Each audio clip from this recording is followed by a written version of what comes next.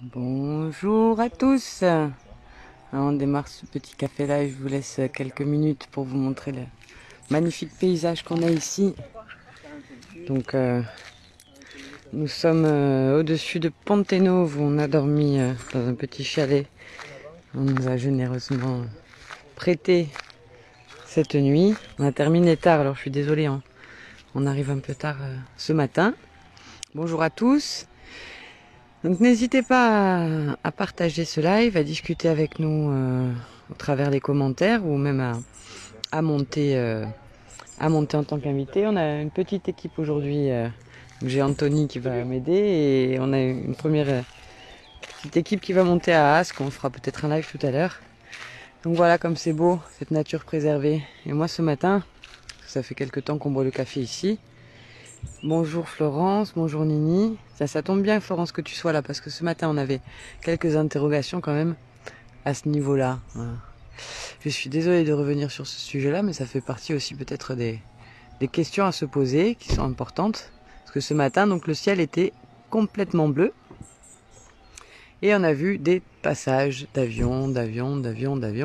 Et vous voyez la traînée qu'on voit ici. Ce qu'on voit là, c'était une toute petite traînée qui s'étend dans le ciel.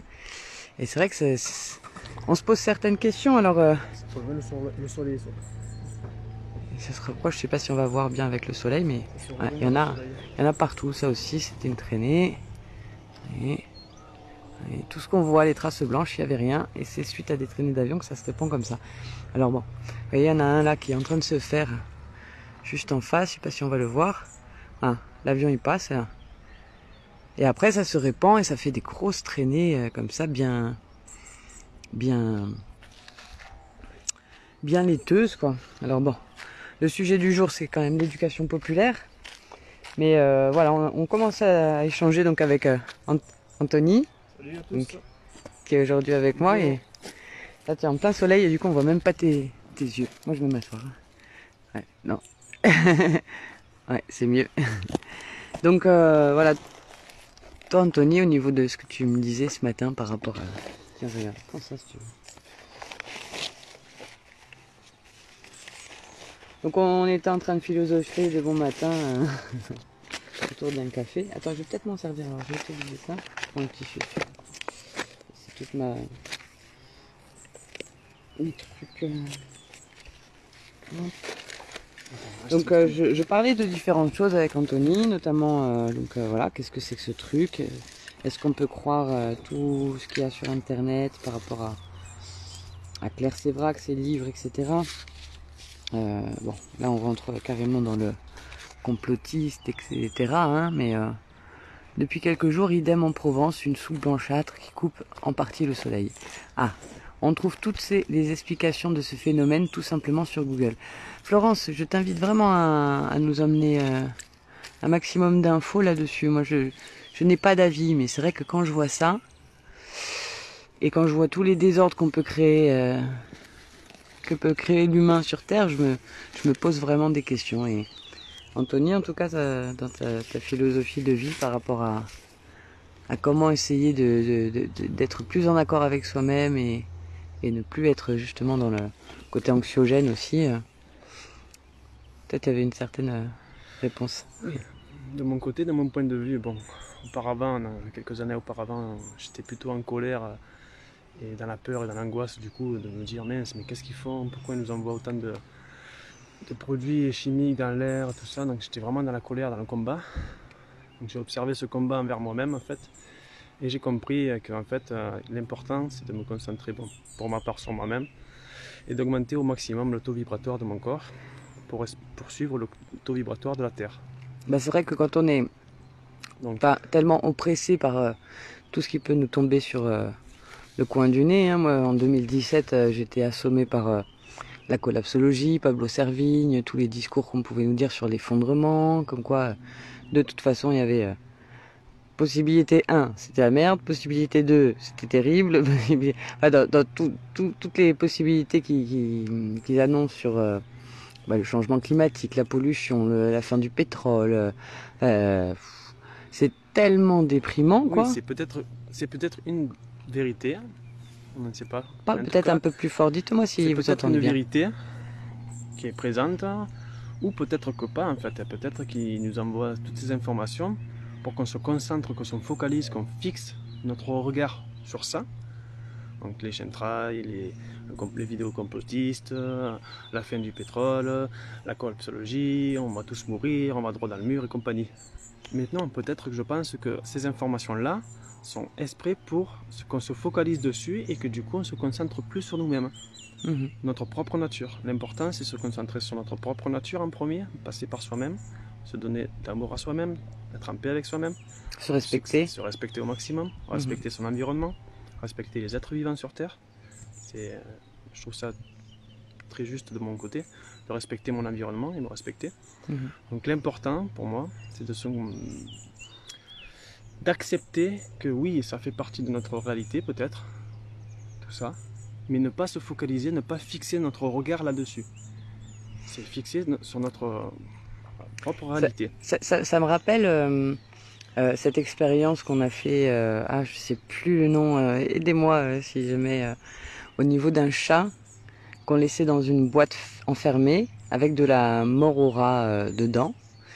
Et on savait pas du tout donc si le chat était mort, vivant, et donc dans le délai où justement on n'a pas l'information, je sais plus au niveau du chat, le chat était probablement mort mais pas sûr. Enfin, au niveau de l'interprétation, ce qu'on pouvait en faire quoi. Si on n'a pas l'information, on n'est pas en capacité de pouvoir le comprendre. Donc c'est vrai que tout ceci quand même paraît effrayant, hein. Et en même temps, voilà, qu'est-ce qu'on peut en déduire? On n'a pas les informations.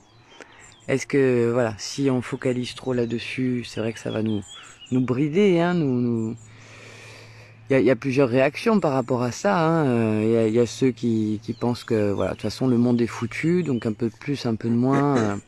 Si c'est pas ça, ça va être la fin du monde par le nucléaire, la fin du monde par la comment on appelle ça? Quand les gens se tapent dessus, la guerre civile. Il y a tellement d'histoires, de théories, de scénarios catastrophiques que même certains, c'est les zombies, carrément l'attaque de zombies. Et au final, ça crée aussi beaucoup d'angoisse. De peur, d'angoisse. Et ça c'est une énergie, pour moi, la peur, l'angoisse, l'anxiogène et compagnie, ça c'est une énergie basse. Et une énergie basse, quand notre corps est en énergie basse, on est plus centré avec nous-mêmes. L'important, c'est que notre vibration soit haute, comme dans la nature, comme la vibration de la Terre, tout simplement. Donc là, je pense qu'ils ont compris aussi que quand notre vibration est basse, on est un peu déséquilibré, on est plus centré, on est plus ancré avec la Terre, tout simplement. Et donc, en lien avec la source aussi, le Soleil et la Lune. C'est une façon de détourner les êtres humains, plus ou moins. De leur propre nature. De leur propre nature. Donc comment on peut essayer de, malgré toutes les mauvaises nouvelles qui nous entourent, que ce soit par la télé, que ce soit par la peur du Covid, la peur de la crise économique, la peur de l'effondrement, comment on peut, dans un monde où on nous présente tout un tas de choses, scénarios catastrophiques, comment on peut essayer de garder espoir dans cette humanité? Comment on peut essayer de continuer de s'investir malgré tout à cela? Donc moi, l'éducation populaire, c'est quelque chose qui m'a permis d'évoluer, de grandir tout au long de ma vie. J'essaie de chercher les petits trucs que je voulais vous montrer. Tu as rangé des choses. Non, c'était pas les papiers, c'était un DVD. Yes. Voilà, donc je vais vous remontrer mon formateur. C'est pas ça, c'est ça. Tac, tac, tac. Donc monsieur Franck Lepage. Je vous en ai déjà parlé, j'aimerais bien rentrer un peu plus dans ce sujet-là. À quoi ça sert l'éducation populaire? Pourquoi on met ça en place? Qu'est-ce qu'il y a derrière en fait? Voilà, Franck Lepage, je vous fais un petit résumé de sa vie. Avant j'étais prophète salarié. Mon travail consistait à dire la vérité officielle. Et puis un jour, je me suis mis à mentir, et ils ont adoré. On me faisait venir de plus en plus souvent. On me disait que cela mettait de l'animation et de la démocratie. Quand ils ont trouvé que j'allais trop loin, ils m'ont viré. Depuis, je suis clown. clown consultant FL. Je sais pas pourquoi FL. Ça veut dire quoi? Freelance. Freelance peut-être. Ouais, je sais pas. Donc éducation populaire et transformation sociale. Il retrace comme ça au travers d'un pied de tomate. Il montre avec les différentes branches, etc. comment on a pu partir de la révolution industrielle anglaise en 1750, avec après donc la révolution française, l'obligation scolaire en 1882, la démocratie représentative en 1870, et petit à petit la transformation sociale, l'éducation populaire, et comment tout ce petit monde-là a eu des difficultés à voir le jour. Et donc sa première conférence gesticulée, c'est l'éducation populaire, monsieur, ils n'en ont pas voulu, où il retrace totalement l'histoire de l'après-Seconde Guerre mondiale, au travers d'une rencontre avec Christine Faure, qui est donc une institutrice qui, après la guerre, donc avec la création du CNR, le Conseil national de la résistance, elle a été consultante justement pour mettre au niveau des programmes et tout ce qu'on allait changer, hein, aussi bien dans le social, avec la création de la sécurité sociale, encore davantage plus d'avantages pour les salariés, la journée de 8 heures, enfin, je sais plus exactement tout ce qu'a généré le CNR, mais en tout cas, mettre de l'éducation populaire dans les programmes des jeunes adultes, c'était indispensable pour éviter de retomber dans les dérives qui ont conduit à la Deuxième Guerre mondiale. Donc c'est extrêmement important. Il a fait une deuxième conférence gesticulée, ce monsieur, sur l'éducation, où là il parle carrément de comment, après avoir privatisé l'hôpital, la santé, et le système, l'ultralibéralisme s'attaque aussi à l'école, à tous ces fondamentaux, comment ils arrivent à petit à petit introduire des logiciels, introduire des choses qui rapportent énormément d'argent, pour petit à petit complètement, pas décrédibiliser, mais remplacer l'instructeur, le professeur, pour voilà, qu'il soit un assistant de logiciel, qu'on n'ait plus besoin d'avoir autant de profs, et qu'on puisse, au lieu d'avoir un prof pour 30 élèves, qu'on ait un prof pour 3000 élèves, mais qui gère l'école depuis un ordinateur, depuis la maison, quoi. Enfin, et on le voit hein, avec le Covid. D'ailleurs, il a écrit un très très bon texte en temps de Covid, qu'on peut retrouver sur le site de l'Ardeur, l'ardeur.fr. C'est Covid, l'ami des dominants. Et il est très très fort ce texte. Ce serait bien que je vous le lise si vous avez envie. Ça coupe, attention. Ah bon, ça coupe. Mince. Bon, je sais pas ce qui se passe, Néni, mais merci pour cette information. Donc voilà. Comment moi ça m'a passionné. Moi j'ai découvert en 2011 ou 2012 Franck Lepage. Donc ça a été mon formateur. Je me suis fait former à la conférence gesticulée je vais pas dire de bêtises, de septembre 2019 à octobre 2018. Donc j'ai fait ce petit spectacle, ma première conférence gesticulée corse. Donc le thème c'est la transition écologique et citoyenne, hein. Je pense que vous commencez à me connaître, c'est un peu mon dada. Et en 2 heures, donc je présente aussi bien l'importance de gérer un média par soi-même, parce que c'est vrai que quand on est noyé dans l'info négative, ça nous pousse à la déprime, mais on se rend pas compte qu'en fait derrière il peut se passer plein de trucs positifs. Si vous avez un média qui est aux ordres du système capitaliste par exemple, vous n'arrivez pas à passer les infos correctement. Donc l'importance de créer un média qui donne du sens à nos vies, c'est plutôt pas mal. Je vais vous montrer le petit texte pour résumer mon spectacle. Alors moi j'aime bien la provoque, hein. Je sais pas si vous avez cerné, mais c'est vrai que voilà, j'ai évolué toute jeune, je suis tombée dans l'équipe du professeur Choron à Paris, et c'est vrai que ce côté un peu humour satirique, l'ironie, le sarcasme, comment aussi essayer voilà, de faire bouger les barrières mentales par la provocation, par l'humour, par de l'information qui te dérange, hein, parce que C'est un peu ça des fois qu'on fait avec Bouge ta Corse. Moi c'est ce que j'avais dit dans un premier temps. Je suis trop poli pour dire ce que je pense et puis je vis en Corse, alors je vais faire Bouge ta Corse. Mais si vous gardez les mêmes lettres, BTC, ça peut aussi faire bouge ton corps ou bouge d'autres parties de ton corps. Bref. Bah oui, il est temps quand même. Donc voilà, ma petite présentation de spectacle, c'est vous en avez assez de ce monde de merde. Rejoignez le collectif Corse en transition. Les solutions existent, nous le savons tous, alors faisons. Autonomie alimentaire, autonomie énergétique, réseau d'entrepreneurs et de consommateurs responsables et engagés. Là, on voit pas très bien, mais il y a marqué école et formation indépendante, parce que ça, c'est indispensable aussi. Hein. Si on laisse faire l'école par ceux qui veulent le pouvoir, ben, on peut voir ce que ça rend, hein, ce que ça donne. Hein. 30% des enfants qui arrivent en 6e qui savent à peine lire et écrire correctement. Et puis, je vous parle même pas de tous ceux qui auront appris passer le CP avec un masque sur la figure. Hein. Regardez. On va juste vous montrer l'exemple comme ça, regardez. Avec la prof, hein. B-A-D-A. B-E-B. B-E-I-B.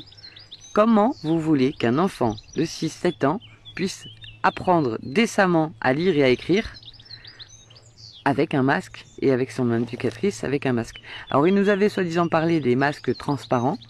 Je suis désolé, moi j'en ai vu absolument nulle part. Il paraît que certaines orthophonistes en avaient. Mais bon, si on peut éviter justement, si on peut éviter de mettre des masques opaques à des profs, ça pourrait faire éviter d'avoir besoin d'un orthophoniste derrière, quoi. Donc, je vais terminer donc ma petite présentation du spectacle. Tac. Donc, lobbying et boycott citoyen. Pour ne plus se faire consommer, produisons nos services, nos biens, nos services, nos savoirs. Donc, c'est un peu ça aussi qu'on attend de l'éducation populaire, c'est de faire en sorte que cette transformation citoyen, oui, tout à fait Nini, voilà, les dyslexiques, dyspraxiques, moi je les appelle les dys-tout. On le voit bien hein, depuis 40 ans d'apprentissage avec la méthode globale. Ça fait, moi enfin j'ai bientôt 38 ans, j'ai toujours entendu parler de l'énorme difficulté de l'apprentissage de la lecture par la méthode globale et non par la méthode syllabique.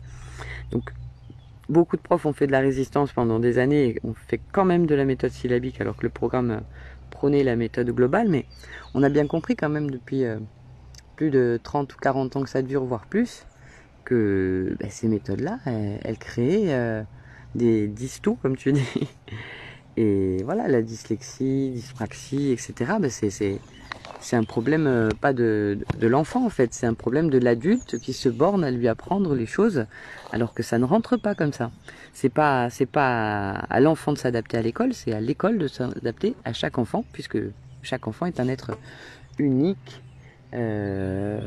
qui a des différents... Je vais te laisser la parole. Moi j'ai une suggestion à dire par rapport à ça, l'éducation. C'est comme par exemple, il y a un arbre devant nous. Devant l'arbre, il y a un poisson rouge, il y a un singe, il y a un humain, il y a un éléphant, il y a une girafe. Ça c'est Einstein.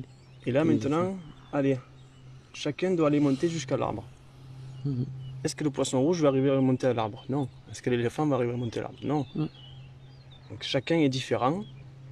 Et on doit s'adapter. Et on doit s'adapter à cette différence de chacun. Donc je pense que c'est bien de diversifier comme dans la nature, respecter les règles, les lois de la nature, diversifier au maximum toutes ces propositions autour de l'éducation. Donc l'école à la maison, l'école à la maison, l'école entre quatre murs, l'école dans la forêt. Il y a tellement de possibilités différentes pour élever l'enfant différemment, plutôt que éduquer, formater l'enfant. Oui, éduquer c'est dresser en fait. On éduque les animaux, on éduque... élever, y a cette notion aussi de faire monter en niveau hein, aussi bien les enfants que les adultes. Et c'est vrai que c'est pas du tout la même notion. Hein. Un prof qui éduque ou un prof qui élève, vous allez voir, c'est pas du tout la même façon de faire. Alors par rapport à... On ne connaît toujours que le système capitaliste, pas celui du triptyque. Je sais, Jacques, je te demande pardon parce que j'avais J'avais parlé qu'on en parlerait vendredi, là, hier. Et puis je t'avoue que je me suis fait un peu dépasser dans la semaine et on ne s'est pas contacté pour en parler bien. Mais j'aimerais beaucoup qu'on arrive à le faire ensemble en fait. Je sais que tu n'as pas beaucoup de temps pour ça. Mais si on pouvait au moins travailler là-dessus 1 heure dans la semaine, histoire que je sois plus au fait de ne pas dire de bêtises dans ton triptyque. Après, je pourrai me reprendre si tu peux participer au live. Mais ouais, ce serait vraiment, vraiment. Et au-dessus du mur, il y a le ciel.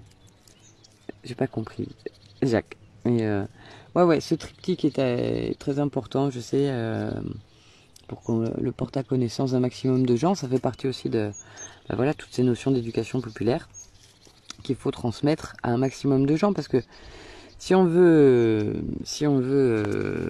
inverser la tendance, il faut absolument qu'on se mette un peu plus à être à mieux communiquer entre nous, en tout cas toutes ces notions qui sont indispensables. Je vais vous mettre aussi en lien les ateliers de désintoxication de la langue de bois. C'est à peu près 1 heure de vidéo justement. Ça c'est des choses auxquelles je participe aussi. Comment créer un atelier de désintoxication de la langue de bois? Toi ça te parle pas, hein? Alors, Je sais pas ce que c'est la langue de bois là. La langue de bois, c'est ce qu'utilisent les politiques pour nous endormir le cerveau. Et donc ça marche assez bien. Par exemple, et puis si on fait pas attention justement à l'utilisation de ces mots, c'est tout à fait d'ailleurs ce que on parlait de 1984 et d'Orwell, à quel point si on joue sur les mots, après on peut plus intégrer des concepts de liberté et d'émancipation. Tiens, je veux bien, pour montrer un peu l'exemple, je veux bien que tu me le tiennes comme ça, je pourrais avoir les mains libres. Avant, par exemple, dans les années 80 jusqu'à 2000, quand une entreprise décidait de virer des gens, on appelait un plan de licenciement. Alors c'est clair que voilà, quand il y avait encore des syndicats dignes de ce nom qui se rebellaient à fond, etc., ben forcément ça entraînait des grèves, ça entraînait de la communication. Les gens étaient contre être licenciés, ça révolte les gens, on veut pas. Donc voilà, manifestation dans la rue, énormément de bazar, et on ne pouvait pas licencier sans problème. Alors il y a eu 2 étapes pour essayer de faire digérer un peu plus la couleuvre. Donc il y a eu un premier choix de langage qui a été le plan social. C'était la même chose, hein. Plan de licenciement, ils ont juste fait plan social. Et du coup, bah, c'est vrai que on se manifeste moins quand même. C'est social, c'est un plan social. C'est la même chose, hein. Les gens vont être quand même virés, mais on va essayer de mettre du social. Enfin, en tout cas, là, comme on met maintenant du vert un peu partout, ça s'appelle le greenwashing. Et ben, il y a le social washing. Et donc, plan social, c'était plus soft. Et puis alors maintenant, depuis les années 2010-2020, on appelle ça carrément un plan de sauvegarde de l'emploi. C'est-à-dire de plan de licenciement, plan social, plan de sauvegarde de l'emploi.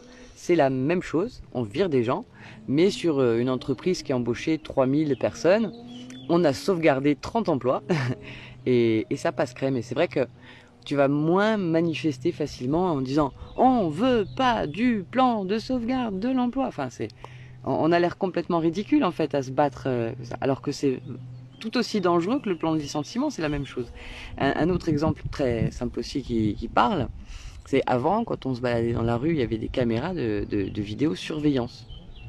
Et c'est vrai que face à une caméra de vidéosurveillance, tu te sentais un peu surveillé. Hein, c'était pas rassurant comme mot. Hein, tu te sentais fliqué, tu n'étais pas libre, tu te sentais observé, etc. Donc c'était pas bon. Donc maintenant, magie des mots, on appelle ça des caméras de vidéo protection. Ah c'est bien, je suis protégé, je me sens bien, etc. Donc c'est tout à fait la même chose qui vous observe en permanence et qui voilà. Alors je sais bien, les gens ont tendance à dire oui, mais s'il y en a, bah, c'est pour notre sécurité, voilà. Grâce à ça, ça peut éviter les vols, les viols, les trucs comme ça. Et du coup, ça enlève la confiance entre chaque humain. Voilà, On c'est est moins solidaires entre nous parce que du coup, on a peur tout le temps de se faire agresser. Donc, oui. du coup, la sécurité des caméras nous aide, bien sûr. C'est Et puis normal. c'est la vergogne aussi. Hein. Avant, c'est vrai que bah, les places publiques étaient peut-être plus occupées. Il y avait des gens enfin, tout se régulait par eux-mêmes. En Corse, c'est absolument ce qu'on voit aussi. C'est Mais dans les sociétés soudées, les communautés un peu plus soudées, on s'aperçoit qu'il y a moins de vols, moins de problématiques de délinquance, etc. Parce que il y a une espèce de vigilance. En Corse, par exemple, voilà, il y a pas de rapt d'enfants, il y a bien sûr qu'il y a des viols ou il y a de l'inceste ou j'en sais rien, mais il y a cette espèce de vergogne qui fait que globalement, il y a quand même beaucoup moins de violence parce que on sait bien que ce qui est plus dangereux, c'est le regard de l'autre plutôt que le regard de la justice. Et quand on commet quelque chose en Corse, ben, en général, on en subit plus les conséquences qu'ailleurs parce que justement, il y a le jugement des autres et ça pousse à la vertu en fait. Normalement, on arrive à contrôler un peu plus la société parce que justement, on n'a pas envie que son voisin, sa grand-mère, sa tante euh, puisse être déçu ou triste par rapport à des comportements qu'on peut avoir. Donc on essaye d'être un peu plus vertueux. Je vais te le tenir si tu veux, hein, si tu as mal au bras, on se relaie. Alors on va regarder un peu les commentaires. Continue comme tu es, le calendrier, c'est aussi le ciel qui s'en occupe. Oui, je sais qu'on a beaucoup tendance aussi à parler de toutes ces notions de retour à la spiritualité, d'être plus en harmonie. Enfin, moi, j'entends souvent hein, dans, dans, dans tout le mouvement de la transition, il y a des gens qui sont plus terre à terre et qui sont, voilà, par exemple Franck Lepage, vous lui parlez de spiritualité, il monte au créneau tout de suite. Hein, il est complètement athée, complètement fermé à ça. Et lui, le développement personnel, il, il s'en fiche complètement. C'est trouver un équilibre entre Moi, tout ça. voilà, moi je pense que c'est pas tout blanc ou tout noir. Après, moi, ça me fait peur aussi toutes les dérives qu'on peut avoir de gouroutisation, de chamanisme à moitié charlatan, des trucs comme ça. Il y a aussi toujours des abus partout, quoi. Et puis ça permet de décrédibiliser. Tout ce qui crée, moi, justement, de la division entre la pensée, enfin, la pensée dominante et toutes les pensées dont on parle maintenant, comment ça s'appelle, complosphère, fachosphère, etc. Mais ça crée du divisé pour mieux régner, tu vois. Entre les pros et les anti-vaccins, les pros et les anti-masques, les pros et les anti-chemtrail, les pros, enfin, manger sain, pas manger sain, enfin, on fait des sous-catégories de lutte. T'imagines, il y a le féminisme aussi, il y a la cause du racisme, enfin, et puis il y a les handicapés. Donc t'imagines, petit à petit, on crée des sous-catégories. Et donc si tu es une femme noire, handicapée, lesbienne par exemple, tu vas créer ton mouvement, pas LGBT, mais avec toutes les lettres, voilà. Et forcément, bah, quand tu manifestes bah, devant une préfecture, après t'es trois, quoi. Alors que si tu fais un truc pour l'ensemble des humains, la préservation du vivant, des libertés, aussi bien pour les jeunes, pour les petits. Ah, je vais me tourner là parce que je crois que j'ai le soleil en trop. Donc c'est quand même, voilà, il faut éviter de tomber dans les pièges aussi de la contestation juste pour contester. Les ateliers de désintoxication de la langue de bois, par exemple, c'est là aussi pour nous montrer à quel point, bah, avec l'information, avec ce flot en continu d'anxiété, euh, ça nous essouffle et ça nous fait perdre en énergie. C'est extrêmement chronophage. Les réseaux sociaux, j'en ai déjà parlé, c'est une bonne chose peut-être, mais au final, quand on fait le bilan de tous les gens qui passent leur temps sur Snapchat, Instagram, Facebook, Twitter, les médias dominants de la télé, des journaux, en fait, on passe sa vie à lire, à écouter des opinions. Et puis on passe à côté aussi de soi, de ses enfants, de son travail. On nous crée plein de besoins au travers de la publicité, donc on est persuadé que pour être quelqu'un qui est valable dans la société, il faut partir en vacances et faire des photos sur Instagram. Il faut avoir le dernier téléphone et en changer tous les 3 mois parce qu'il faut toujours être à la pointe de la mode et de la technologie. il faut absolument se faire vacciner parce que sinon on ne pourra plus rien faire. Enfin, on se persuade de plein de choses, quoi. Et en fait, au final, on s'inflige des choses et puis on est vachement moins libre que si en fait on envoyait un peu bouler tout ça et on arrivait à renverser un peu les codes. Ah, pour terminer aussi, je suis désolée parce que je ne l'ai pas dit, dans le dernier exemple de l'éducation populaire que je voulais vous montrer, et qui montre aussi très bien comment on perd les concepts de l'émancipation, les concepts de la révolution aussi, par les... Alors on parlera un jour plus en détail de Marx, mais dans les concepts donc marxistes, il y avait la distanciation sociale. Et c'était bien avant le Covid, hein, Marx. Hein, c'était un siècle ou deux avant. Un siècle et demi au moins. Donc la distanciation sociale, à la base, avant le Covid, c'est ça, la distanciation sociale. Hein. Donc c'est-à-dire, c'est la différence entre le pauvre, le salarié, l'exploité, l'ouvrier, et le très riche, le milliardaire, l'industriel, le machin. Donc normalement c'est vertical. Voilà. Il y a tout en bas et il y a tout en haut, distanciation sociale. Hein. Donc avant c'était peut-être comme ça, un pour 20, hein, la différence. Et maintenant, petit à petit, ça fait woup, woup, woup, woup, woup, et on crée encore plus de différences. Et là, ils nous ont inversé ce concept en disant distanciation sociale, maintenant c'est, là, on est passé de là à tac, comme ça. C'est-à-dire la distanciation physique en fait. Et si on joue sur les mots comme ça et qu'on nous fait perdre les concepts de la distanciation physique entre un être et un être, eh ben, il y a une distanciation physique d'un mètre, 1,5 mètre, enfin on s'en fout. Mais donc si on perd ce concept-là qui est émancipateur et qui montre qu'il y a des inégalités sociales qu'il faut combattre, qu'il faut ceci, qu'il faut... et qu'on le fait basculer en distanciation sociale, en plus en nous mettant dans la peur, parce que du coup après on a peur de l'individu, on va plus vers lui, on va plus discuter, on se met à distance. La carte sans contact.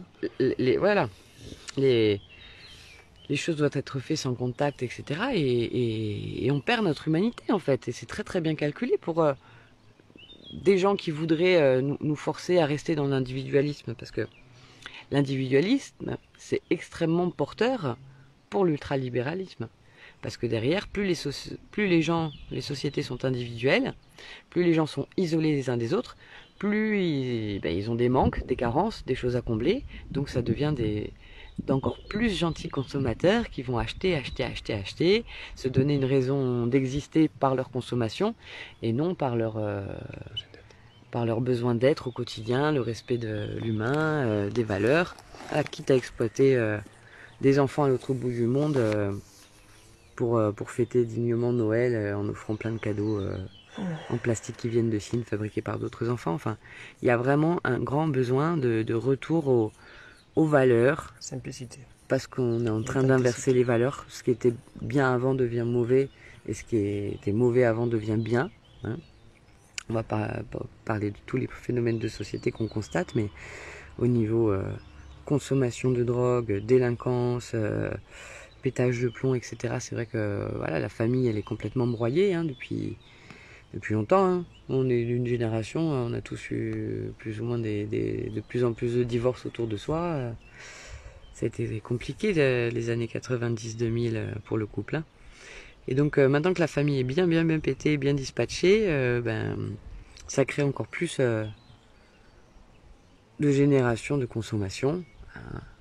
Un couple qui reste 20 ans ensemble, il va avoir acheté tout ce qu'il faut pour vivre ensemble, et puis le jour où ils divorcent, il faut racheter les trucs en double parce que on vit plus ensemble, la machine à laver, le frigo, et tous les accessoires, etc. Donc, on va lire un peu les commentaires. Nini, mon idée est de créer un village, mais pour bouger les gens, c'est costaud. Alors voilà. Nini, moi ce que je réponds à ça, c'est toujours la même chose, c'est le oui-méisme, c'est la première des choses à combattre. On aimerait bien ça, mais il y a ça. Et en fait, dès qu'on dit mais, on s'auto-convainc que c'est pas possible. Donc plus on dit mais les autres, mais les gens, les machins, déjà les autres et les gens, c'est nous. C'est ton frère, c'est ton grand-père, c'est ton voisin, ton collègue de boulot. Et on fait partie de cette société, la masse, hein, on pourrait dire ça comme ça. Et nos ennemis, ceux qui veulent nous contraindre à mener cette vie-là en total désaccord avec nous-mêmes et la nature, ça les aide bien en fait, qu'on soit pas unis au quotidien. Je prends toute la parole. Hein. Si tu veux prendre la parole, tu lèves la main et tout. Et donc, l'important, c'est vraiment de sortir du fait de mais les autres, ils vont pas comprendre. Si nous-mêmes, on l'a compris, peu importe qu'on était un peu plus en avance ou pas, tout le monde est capable de le comprendre. Hein. Moi, pendant très très longtemps, je suis restée complexée à me dire je suis pas assez intelligente pour comprendre ou ceci ou cela. Puis petit à petit, à force de travailler là-dessus et de m'affirmer et de prendre confiance en moi, ben, j'ai compris énormément de choses que j'avais pas compris à l'école ou pas eu l'information. Et je me sens plus forte et plus en capacité de pouvoir faire ces choses-là. Mais faut être soi-même convaincu pour devenir convaincant et arriver à toucher les gens avec toutes ces idées-là. Parce qu'il faut les assumer, hein, c'est pas évident. Hein. Dire aux gens que c'est possible, on peut s'en sortir, on peut s'émanciper tous ensemble. À chaque fois, j'ai toujours cette même réponse. Les gens sont trop cons, les gens sont trop bêtes ou trop butés, trop égoïstes. Enfin voilà. On est soit trop, soit pas assez. Et en fait, on se fait pas confiance à nous-mêmes, quoi. Donc, et c'est comme ça qu'on laisse faire les leaders, qu'on laisse faire les experts à la télé, parce qu'on n'a aucune confiance en notre capacité de nous organiser et de ne plus être dépendant. D'observer sa propre communication avec soi-même. Observer ses émotions. Quand on se laisse submerger par nos émotions, prendre du recul de ce qu'on vit sur le moment et avoir une communication saine et plus juste envers soi-même. Ça, on refera peut-être si ça t'intéresse, si ça vous intéresse, un truc sur la communication transformative. La communication transformative. Est-ce qu'il y en a? Lionel Santucci. C'est distinguer l'illusion de ma propre réalité. Lionel Santucci. C'est un Corse alors en plus. Je sais pas si c'est avec un nom pareil. Obligé. C'est une belle personne, c'est un frère que j'apprécie énormément. On mettra un lien, une vidéo de Lionel Santucci dans le truc. Alors, donc moi volontiers Nini pour ta création d'un village, etc. Je suis tout à fait partante, puis à donner aussi les éléments pour commencer. Hein. Vous avez l'extraordinaire, on en a déjà parlé, mais le village démocratique de Pourgue, avec ce documentaire En Liberté, qui vous montre vraiment que c'est possible en fait. Hein. Ils sont partis, ils étaient 30, ils n'avaient pas forcément l'argent pour acheter 5 hectares. En 11 mois, avec la détermination, la confiance justement dans ce projet, dans les autres, de trouver les bonnes personnes qui allaient intégrer ce truc avec voilà, les valeurs suffisantes pour pouvoir trouver une unité, une envie moteur de lancer tout ça. En 11 mois, ces 30 individus ont réussi à créer leur village totalement démocratique, où même l'enfant est pris en compte dans son besoin d'être humain. Je vous mettrai le lien. Donc en liberté, vous avez la possibilité de voir au moins la bande-annonce sur internet, mais vous pouvez le trouver ou le télécharger, je crois. Jacques, alors, la protection c'est super, à condition qu'elle puisse être organisée à partir de soi-même, des moyens récupérés par soi-même, en remplaçant les acteurs actuels de l'Assemblée nationale. La Terre, c'est à nous de l'organiser, je suis d'accord avec toi. Salut Michael, ça me fait plaisir de te voir dans le live. Déjà que les parents se réveillent pour leurs enfants. Je suis tout à fait d'accord avec toi Michael. Moi, j'en parle un peu souvent au quotidien, quoi, mais je suis terrifié à l'idée de me dire dans 2 mois, c'est la reprise de l'école. Qu'est-ce qu'on va faire en 8 semaines pour bloquer cette idée de l'obligation vaccinale? Est-ce qu'on va vraiment mettre nos enfants avec des vaccins et est-ce qu'on va leur faire reprendre les cours avec le masque? Je vous invite d'ailleurs à re-regarder, si vous ne le connaissez pas, le formidable site du docteur Louis Fouché, voilà, Réinfo Covid, donc avec toute cette campagne justement sur les désordres que ça peut créer pour le développement de nos chers petits bouts, d'avoir un masque sur le crâne. Et je ne parle pas du tout de cette campagne de vaccination qui n'en est pas une, mais avec cette expérimentation-là, je vous assure que moi, ça me fait flipper. D'ailleurs, hier, on a eu... on en parle ou pas de ça? On va passer pour des dingues, hein. Ange. Et son téléphone, c'est important. J'y croyais pas, moi. Ouais. Voilà, donc, mes parents, je leur ai demandé, je dis, papa, maman, attends, on n'a pas dit exactement ce dont on a parlé, mais... Papa, maman, j'ai vu des vidéos sur internet où je vois des gens qui prennent leur téléphone, qui posent sur le bras et qui se restent collés. J'ai dit, est-ce que vous pouvez le faire en même temps qu'on est au téléphone et pour voir si votre téléphone colle. Donc eux me disent, non, non, il n'y a rien qui colle, ça va pas, ça marche pas quoi. Et hier en fait, dans le désert de Zegriat, une personne avec le vaccin Pfizer, Pfizer, ouais. il prend son téléphone, il le met sur son bras, et là, il sent carrément le magnétisme quoi. Il sent vraiment son téléphone qui... Moi je l'ai touché. Il prend, il sent vraiment le magnétisme. Je dis, mais c'est quoi ce délire quoi. Parce qu'il l'approche en fait et le téléphone se rapproche de lui-même. Et pas, hein. j'ai pris le téléphone et j'ai essayé de le retirer. J'ai vu qu'il y avait comme des aimants faibles, hein, mais il y avait du magnétisme. Et j'ai testé sur l'autre bras. Je vous assure que ça faisait pas ça. Donc, parce que je me suis dit, bon, c'est vrai que ça colle un peu la peau, on est proche de la mer, il y a le sel, il y a machin. J'ai testé plusieurs fois, ça m'a... Je voulais pas croire, moi, dans ces histoires de vidéos, encore un fake et tout. Et donc, ça touche pas tout le monde, mais il y a certaines personnes qui... Je sais pas si c'est un vaccin particulier qu'ils ont eu, qu'est-ce qu'ils ont eu dans la peau. Mais en tout cas, c'est vrai.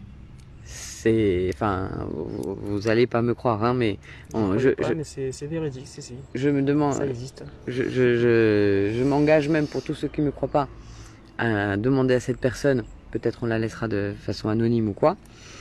Mais ouais, il l'a fait devant tout le monde qui était présent à la table. On était 10 personnes et je peux vous avérer que on a tous vu et tous compris à quel point, voilà.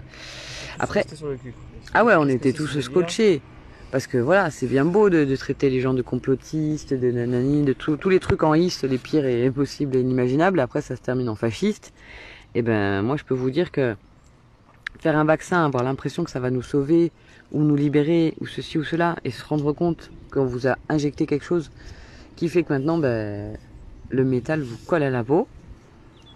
On aurait dû essayer avec une fourchette ou autre chose en métal plutôt que le téléphone, hein. Je sais pas si ça marche. Parce que peut-être le téléphone, ce qui est dans le téléphone, peut-être qu'il y a des puces RFID et compagnie qui nous permettent de nous... Mais comment on peut injecter une puce RFID dans une seringue, quoi? C'est ça qui est hallucinant. C'est le nouveau vaccin qui nous change l'ADN, qui nous met des puces à l'intérieur. Après peut-être, j'espère pas qu'il y aura des portails pour aller faire les courses et que les gens qui vont passer dans ces portails, ceux qui bipent pas, ça veut dire qu'ils ont le vaccin. Ceux qui bipent, ça veut dire ils n'ont pas le vaccin. Donc j'espère pas que ça arrivera, ça, qu'on va pas se laisser faire... Quand on voit en Chine comment ça se passe... comme du bétail dans les portails. Bref. En tout cas, cette société-là qui est en train de poindre son nez, moi personnellement, je n'en veux pas. Elle m'effraie. C'est pas pour autant que je vais focaliser dessus parce que je sais très bien que l'angoisse, la peur, ça freine les humains. Mais en même temps, c'est pas être parano qu'on vous demande, c'est d'être extrêmement vigilant, que ce soit pour cette histoire de nuages dans le ciel dont on ne sait rien, que ce soit pour ces vaccins dont on n'a aucun recul. On a quand même un minimum de connaissances sur l'histoire, comment ça s'est passé, qui finance les guerres, à qui profitent les crimes et les horreurs qui ont pu se passer dans le passé. Et puis on a la philosophie quand même, hein, la philosophie. Aristote, il a fait tout un tas pas de bouquins, mais en tout cas toutes les traces d'Aristote. Il y a eu énormément de travail sur le doute. Voilà, pourquoi il faut douter, pourquoi il faut remettre en question les choses pour aussi évoluer, avancer. Et voilà, Aristote, c'était pas un complotiste de moins 380 avant Jésus-Christ, non, il me semble que c'était un grand philosophe. Et donc aujourd'hui, en 2021, se poser des questions, ça devient un crime. C'est devenu mieux, enfin comment dire, c'est devenu plus grave de soupçonner un complot à l'heure actuelle, en 2021, que de participer directement à un complot destructeur, par exemple. Qu'est-ce que le complot ? C'est quand même gravissime. Qu'est-ce que le complot ? Vas-y, dis-nous. Je sais pas. Ben, c'est l'organisation de gens qui essayent de mettre en place des stratégies qui leur profitent à eux au détriment d'autres personnes. Peut-être une majorité de personnes, peut-être une infime personne. En tout cas, c'est une organisation, une bande organisée qui essaye de reprendre le pouvoir par des moyens non démocratiques. Alors moi, je dirais ça comme ça. Je ne sais pas si vous avez vous-même votre propre définition du complot. Je n'ai pas trop bien compris, c'est pas très clair pour moi. Qu'est-ce que c'est qu'un complot ? Mais pour un complot, on peut pas être tout seul. Il faut forcément avoir d'autres personnes avec soi. Et donc c'est des gens qui s'organisent dans des objectifs plus ou moins tenus secrets, parce que si c'était au grand jour, bah, les gens seraient peut-être pas forcément d'accord avec ça. Donc une organisation tenue secrète pour mettre à l'écart, qui met à l'écart l'ensemble des citoyens pour la prise de décision, dans le but d'en tirer un profit pour soi ou pour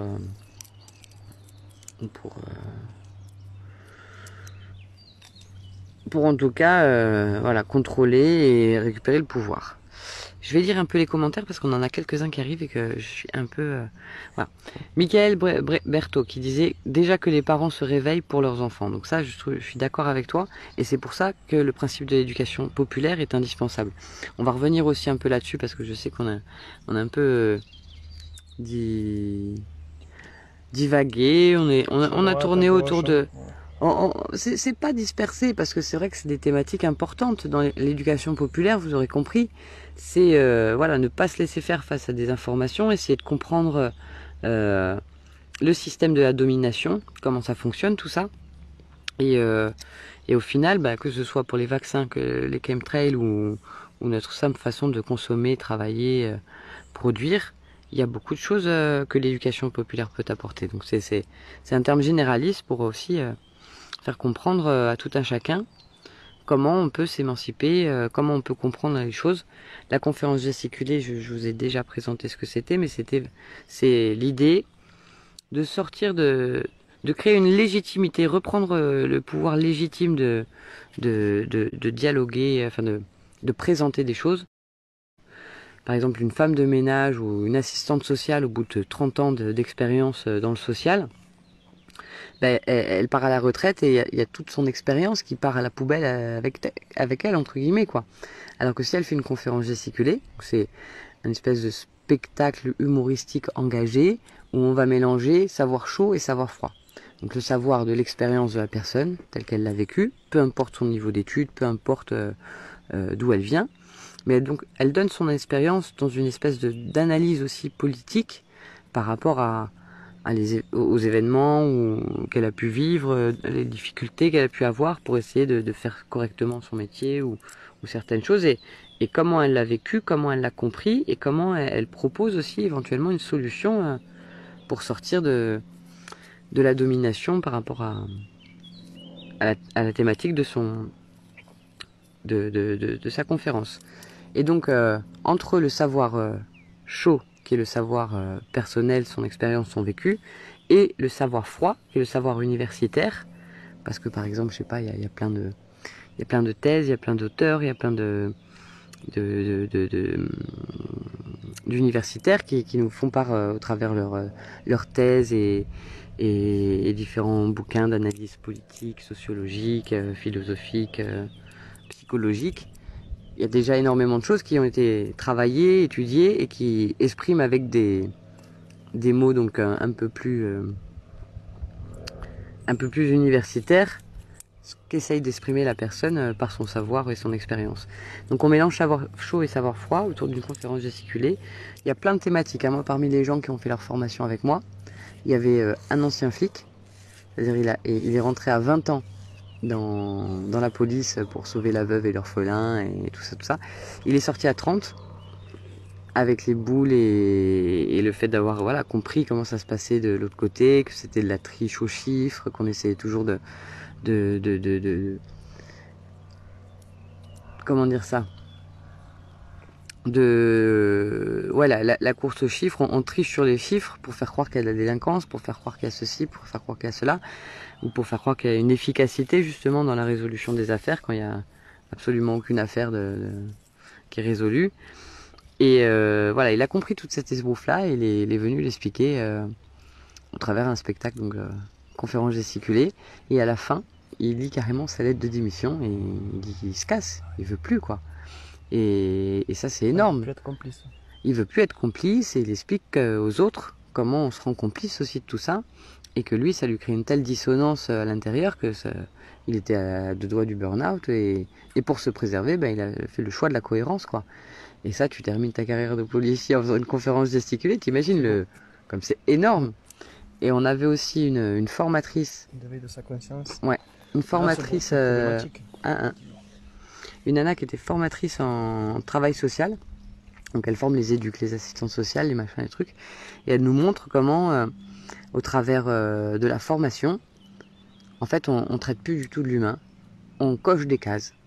Mais l'humain, il y a le sensible, il y a énormément de choses, on ne peut pas le faire rentrer dans des cases, quoi. Et quand tu formes quelqu'un qui fait de l'éducation, il y a un travailleur social, si tu le formes comme un robot, en fait, il va plus avoir ce côté sensible qui va permettre aux choses de s'améliorer, quoi. Pour eux, on n'est pas des humains, on est dès qu'on arrive sur Terre, on est directement une marchandise pour eux. C'est ça, c'est ça. Ben justement, sortir de ce système marchand, c'est ce que Sarkozy aussi nous disait. Retrouver notre propre être vivant naturel. L'homme est une marchandise comme les autres. Voilà. Le temps où il était président Sarkozy, hein. C'est quand même grave, hein. Donc, on a Jacques qui nous dit « Avec l'inoppression active, il ne peut plus y avoir de distanciation sociale ». Ça, j'aimerais bien que tu nous définisses un peu plus l'inoppression active. C'est-à-dire, c'est le peuple qui sort de ce rapport de force avec le système de domination et qui, au lieu de pétitionner, manifester et essayer de combattre ce système, le rend inopérant parce qu'en fait on s'y intéresse plus, on s'en détourne et on fait notre monde à côté. Est-ce que j'ai bien compris ou est-ce que c'est pas ce que tu veux dire, Jacques? Alors il y a Nini, oui, je suis d'accord avec Michael, moi aussi. Michael qui répond: ils ne sont pas des marchandises, la justice détruit nos enfants. Je suis d'accord, je suis d'accord. On fera vraiment une thématique là-dessus, Michael, parce que de toute façon, la pomme est pourrie de tous les côtés, hein, donc faut pas s'étonner que la justice nous malmène à ce point. Surtout quand on est des parents très éveillés en conscience maintenant, on prend des risques au niveau de nos enfants. Et on peut très bien du jour au lendemain débarquer chez vous et récupérer vos enfants. Ça s'est passé avec énormément de personnes maintenant avec qui je suis en contact. Sarah, par exemple, de Brest, qui est une maman très engagée justement et qui a commencé à déscolariser son fils par rapport au masque. Et ben, en quelques mois, en une année, s'est retrouvée privée de son enfant. Alors que la juge ne l'a jamais rencontré, elle a placé l'enfant en foyer. Comme ça, du jour au lendemain, ils sont venus à 9 chez elle, alors qu'elle était enceinte de 3 mois de son deuxième. Ils ont sonné à la porte pendant plus d'une heure. Elle était assez au fait de, voilà, s'il n'y a pas de garde à vue, s'il n'y a rien, pas de plainte ni rien, je vais pas ouvrir ma porte. Mais ils ont fait l'oppression, ils sont arrivés avec les pompiers. Les pompiers ont ouvert la porte de force. Et ils ont pris le petit, elle n'a même pas pu lui dire au revoir, bien sûr. Ah ouais, ni lui faire un câlin, ni rien. Et depuis 4 mois maintenant, elle ne sait même pas où est son fils en France. Il refuse de lui donner cette information. Donc c'est vrai que dès que tu commences à être un peu trop subversif, le système de domination a tous les outils qu'il faut pour te mettre une pression telle, te faire du chantage aux enfants, te pousser au suicide parce que justement tu vas te déprimer si on te prend la chair de ta chair, hein. Donc ça devient un système très très oppressant auquel il faut absolument s'armer pour pouvoir être plus unis, plus forts vis-à-vis de toutes ces dérives-là. Et c'est vrai que pour l'instant on est très très mauvais. Mais j'ai grand espoir que ça puisse s'inverser très rapidement. Comme un peu une exponentielle. Tu vois ce que c'est l'exponentielle? C'est des courbes. Et en fait, on s'aperçoit par exemple que pendant 250 ans, la courbe est quasiment au niveau zéro. Mais on voit pas à l'œil nu. Mais si on se rapproche, en fait, elle va monter mais de 1 micron tous les 50 ans. Et donc, admettons que ça fait 250 ans que ça bouge tous les 50 ans d'un micron. Mais ça bouge quand même. L'exponentielle, c'est toute... je confonds toujours l'axe des abscisses et des coordonnées. J'arriverai jamais à m'y faire. Mais je crois que les abscisses, c'est l'horizontale. Et les coordonnées, c'est vertical. Dites-moi si je me trompe pas. Donc bref, 250 ans comme ça, presque de calme plat sur admettons donc la ligne des abscisses, alors que si on regarde le microscope, ça monte quand même un tout petit peu, mais c'est très très peu. Et ben du jour au lendemain, quand ça arrive au point entre les deux traits là, en fait on retrouve toute la courbe qui était là, on la retrouve sur l'axe des coordonnées, mais la même, tu vois, c'est une espèce de parabole, c'est symétrique.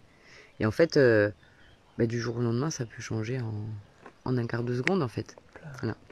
Et toute la partie là, où on dit, mais non, ça bouge pas, nanana, si ça a quand même un peu bougé, mais tac, si elle paraît là, du jour au lendemain, c'est fini. Ils n'ont plus de prise sur On nous. n'est pas tout seul, chacun fait sa part de partout dans le monde. Et les petites parts, c'est ça qu'il fallait. Les gouttes d'eau font les grandes rivières. Hein. Donc, dès qu'on commence à arrêter d'acheter au supermarché, par exemple, je sais que c'est compliqué, mais ça demande de l'organisation, du collectif. Et on arrive à créer des groupements d'achat solidaires, les gaz. Je vous rappelle donc le formidable guide méthodologique de Nature et Progrès, je crois que c'est la région Aube, qui vous montre tout ça, comment sortir du monopole des supermarchés. Et ben forcément, en fait, c'est une pierre dix coups, hein, parce que on consomme plus de plastique, on consomme plus de la merde. C'est tellement facile d'en créer une, quoi. C'est très facile d'en créer une dans un quartier. Le mieux, c'est de faire une espèce de un groupement, des groupements d'achat solidaires, parce que si on veut faire réduire les coûts, il faut absolument réduire les coûts. Hein. Moi, j'ai 4 enfants, je peux pas consommer bio, local et zéro déchet comme je veux, parce que ça coûte trop cher. J'ai vu l'autre jour une boutique bio en vrac, elle proposait les pâtes, les coquillettes en vrac. Bon, c'était des pâtes complètes, hein.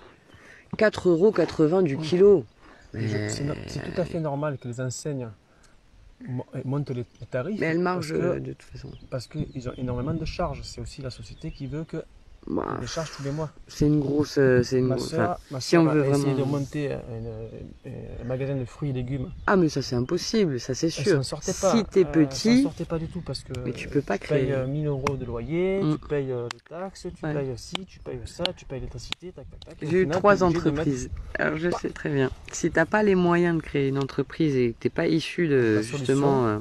C'est de s'entraider tous ensemble, de se réunir entre quartiers. C'est facile, de se réorganiser tous ensemble pour pouvoir acheter directement aux producteurs. S'il y a plusieurs gaz qui se créent dans une seule ville, ne vous inquiétez pas, les producteurs ils sont contents. Si on achète en gros, il n'y a pas de problème, ils sont hyper contents. Donc l'organisation est importante, de se retrouver, de faire des réunions. Le collectif. De se réunir. Et puis se réunir et surtout apprendre l'intelligence collective, parce que c'est pas le tout de se réunir. Hein. Moi, j'ai passé des milliers d'heures en réunion où ça a jamais avancé d'un iota, parce que dans ces mouvements sociaux, citoyens aussi, il y a beaucoup de personnes qui sont épuisées, donc épuisantes, qui, par leur ego, par leur mal-être, par ceci, parasitent aussi la faisabilité, la création de trucs qui parlent.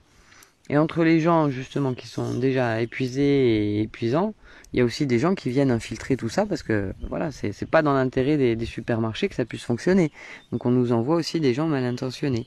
Après, voilà, est-ce que c'est de la parano ou est-ce que c'est vraiment des gens là pour détruire les mouvements citoyens? Moi j'ai constaté ce que j'ai constaté sur ma région, je peux vous dire, j'ai de gros doutes. Après, voilà, les intentions sont différentes peut-être entre la personne qui a trop d'ego et qui devient épuisante ou la personne qui est carrément envoyée pour desservir. Mais dans les deux cas, ça crée le même problème, quoi. Donc on va continuer les commentaires parce que Jacques il en a fait plein. Donc je vais les lire tous d'un coup. Comme ça on part sur eux. Donc Jacques qui nous dit, pour être convaincu et convaincant, il faut d'abord être au courant de ce qui peut être fait. Ça, tout à fait d'accord. Pourgue, c'est un idéal régional, limité au local. L'inoppression active, triptyque, c'est un idéal régional qu'on peut installer nationalement, puis internationalement. Ouais, ça tape. On va bouger et trouver un coin plus frais. Mieux que la philosophie ou philo passe avant la sagesse, il y a la sophilogie. Ah, c'est marrant. J'avais fait un article, moi, sur la... C'était pas loin. Je sais pas si c'est dans celui-là, d'ailleurs. Polysophie, c'était. Attends, je vais regarder. Je crois que c'est dans le 5, mais je suis pas sûre. Mais oui, j'ai déjà entendu parler de ce genre de choses. Attends, est-ce que ce sera... J'ai fait un article là-dessus il y a quelques années, mais je crois que c'est pas dans celui-là. Ça doit être dans le 5. Ou dans le 4 peut-être. Sur le milieu. Bon bref, je vous remontrerai un peu la polysophie. C'est pas dans celui-ci. Hein. Regarde au début pour voir. C'est pas dans celui-là. Hein. Non. Bref, on va enchaîner. Non, non, non, non, non, non, non. Bon, bref, c'est pas grave. Donc, alors, il y a la sophilogie ou la sagesse mise avant. Il y a trop de soleil, je suis désolée. Mise avant et ce qui inspire l'homme. D'accord. La nature de tout pouvoir et la perversité. La nature de tout pouvoir et la perversité. L'idéal comportemental dont tu parles, exemple, la femme de ménage et ses vrais savoirs, c'est facile à mettre en place avec l'inoppression active. Triptyque. Bon, on va parler du triptyque. Un bon formateur se forme en même temps qu'il forme la preuve. Regarde-toi. Tout à fait. Je suis tout à fait d'accord avec ça aussi. L'inoppression active est résumée sur le triptyque. Bah oui, mais quand est-ce qu'on parle de triptyque alors? Vendredi prochain, demain? Ou peut-être oui, dimanche, comme on fait aussi le bilan de la semaine, on peut éventuellement faire un petit point là-dessus et inviter justement, ou lundi, dans le programme de la semaine, on peut commencer à parler de ça ensemble et réfléchir pour vendredi prochain. Les moyens indiqués sur le triptyque garantissent la fin des misères, la liberté, la justice, la paix. L'inoppression active permet de vivre concrètement du meilleur sans question de prix limitante.